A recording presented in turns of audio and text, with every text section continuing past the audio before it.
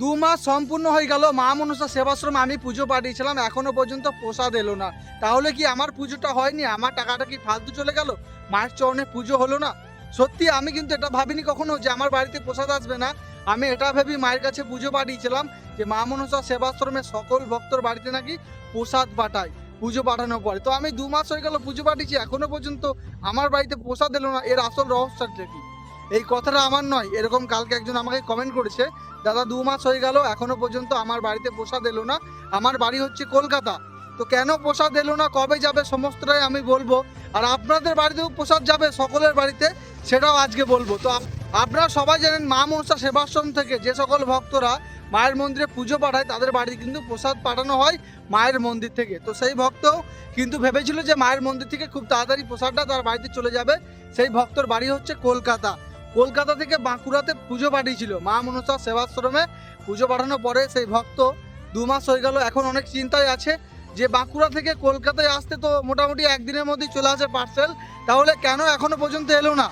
তো যে ভক্ত টাকাটা পাঠিয়েছিল সেই টাকাটা সত্যি কি মায়ের চরণে পুজো হয়েছে না টাকাটা অন্য কোনো কাজে ব্যবহার হয়েছে, সেই ভক্ত কিন্তু এখনো পর্যন্ত বুঝতে পারছে না। তাই সেই ভক্ত সেটা জানার চেষ্টা করছে। তাই আমার একটা ফটোতে কাল কমেন্ট করেছিল, দাদা বাঁকুড়া থেকে আসতে কি 2 মাস টাইম লেগে যায়? তো আমি সকলকে বলি, বাঁকুড়া থেকে মায়ের মন্দির থেকে এখন কিছুদিন প্রসাদ পাঠানো বন্ধ আছে।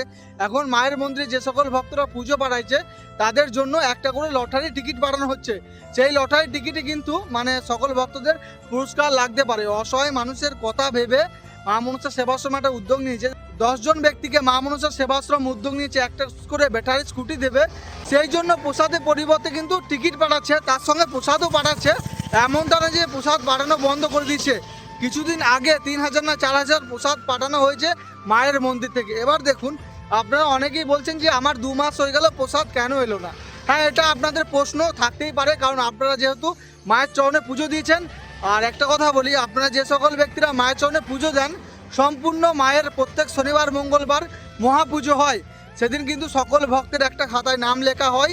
তারপর যে সকল ভক্তরা মানে ভক্তের কি নাম, ভক্তের কি গোত্র, আর ভক্ত কি কারণে পুজো দিচ্ছে, মানে আপনাদের যে সমস্যা সেই সমস্যার কথাটাও লেখা হয়।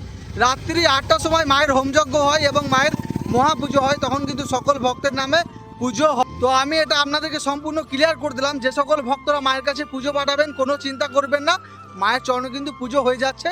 আর মায়ের প্রসাদের কথা বলছেন, মায়ের প্রসাদ পাঠাতে একটু টাইম লাগে, আপনারা একটু টাইম নেবেন। আমি বলছি বাঁকুড়া থেকে কলকাতা যেতে প্রসাদটা বেশি টাইম লাগে না, কিন্তু মা মনসা সেবাশ্রম যেটা আছে সেটা কিন্তু শুধু মায়ের মন্দিরে পুজো নয়, আরও বাকি যে দিনগুলো থাকে তারা ঠাকুরমশাই পুরো টিমটা ছুটে বেড়ায় অসহায় মানুষের জন্য।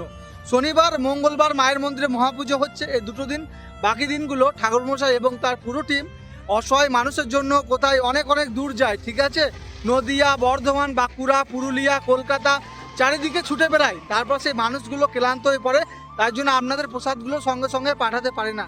এই আপনাদেরকে বলবো, প্রসাদ আপনাদের বাড়ি চলে যাবে, কোনো চিন্তা করবেন না। হ্যাঁ, 500 1 টাকা 1000 1 টাকা দিয়ে যে সকল ব্যক্তিরা পুজো পাঠিয়েছেন তাদের বাড়িতেই প্রসাদ যাবে। আর যে সকল ব্যক্তিরা তার থেকে মানে আপনাদের সামর্থ্য অনুযায়ী পুজো দিয়েছেন তাদেরও কিন্তু মায়ের চরণে পুজো হয়েছে, সবারই পুজো হয়েছে। আপনারা যদি 1 টাকা দিয়ে পুজো পাঠিয়েছেন সেটাও পুজো হয়েছে, 1000 1 টাকা দিয়ে পুজো পাঠিয়েছেন সেটাও পুজো হয়েছে। মায়ের কাছে 1 টাকা 1000 1 টাকা কোনো কিছু নয়। আপনারা যে 1000 1 টাকা 500 1 টাকা দিয়ে পুজো পাঠান সেই টাকাগুলো কিন্তু মায়ের চরণে রেখে দেওয়া হয় না, সেই টাকাগুলো দিয়ে অসহায় মানুষের পাশে দাঁড়ানো হয়। আপনাদের সবারই সহযোগিতায় এবং মায়ের ভালোবাসায়, মায়ের কৃপায় মা মনসা সেবাশ্রম গড়ে উঠেছে। তাই আপনাদেরকে বোঝাতে পারলাম, কোনো চিন্তা করবেন না, আপনাদের প্রসাদ আপনাদের বাড়িতে চলে যাবে। আর সকলে ভালো থাকবেন, সুস্থ থাকবেন। ধর্ম হোক যার যার, মা মনসা সেবাশ্রমের মা মনসা দেবী আপনাদের সবার প্রত্যেক শনিবার মঙ্গলবার মায়ের মন্দিরে মহাপুজো হয়। চলে আসুন আপনাদের জীবনের যে কোনো সমস্যা নিয়ে। আর একটা কথা, আপনারা যদি মা মনসা সেবাশ্রমকে ভালোবেসে থাকেন আর মা মনসা দেবীকে ভালোবেসে থাকেন এবং আমার ভিডিওটা দেখে যদি একটু ভালো লেগে থাকে, তাহলে অবশ্যই চ্যানেলটা ফলো করে রেখে দেবেন। আর সকলেই একবার বলে যাবেন, জয় মা মনসা।